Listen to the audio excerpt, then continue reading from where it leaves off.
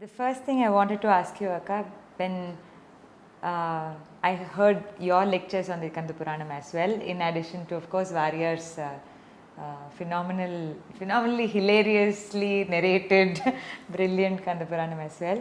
And it is often alluded to as Sonda Puranam, and that really actually became my starting point, because how can a myth suddenly be your myth, like Sonda Puranam, and how can would you tell us why it has gotten such? Kanda Puranam is Sonda Puranam. Yes. That's what people say.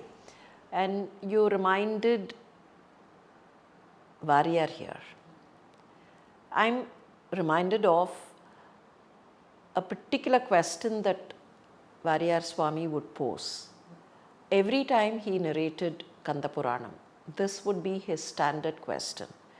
You know, when he did his Upanyasams, there were children seated in the front, and he would carry some sweets and toffees and ask some questions, and if someone answers well, he would give them a kind of a small present, that toffee or chocolate being given.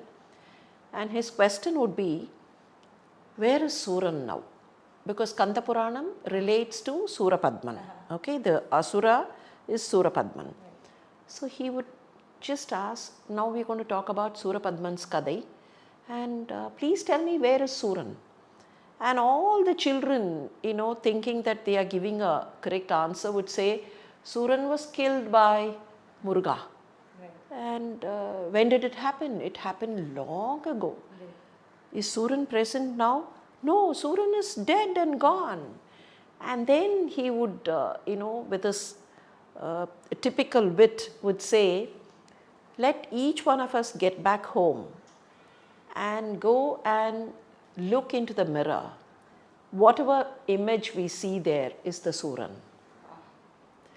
So that is where the Sonda Puranam comes. Okay.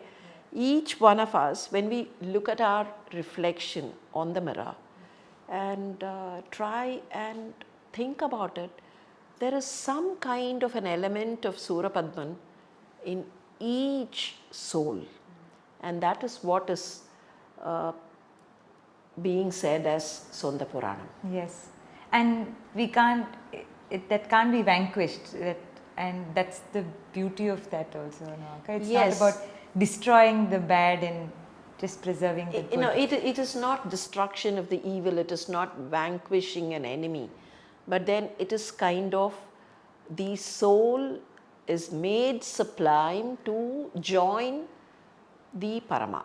In other words, Jiva merging with Parama. So that is the concept, and that is why if you go by the term, when it's every other Asura, we say Vadai. In Tamil, Vadai is killing or vanquishing. So it's Ravanan Vadai or Iranyan Vadai. But then it is not Suran Vadai, it is only Soora Samharam. And the word Samharam is a beautiful word. What is a haram? Haram is a garland, right? In Sanskrit, whenever you add a prefix, sam, it only means it's good. Okay?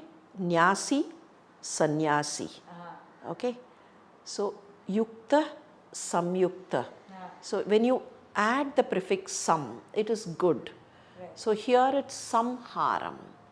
What does it mean? The haram is there. The haram of Parama, or the haram of jivas around Parama. Now the jiva goes and joins the haram. So it's a good merger of the jiva into that garland. It is not the jiva destroyed, but then the jiva is taken, made sublime, made fit to join the haram.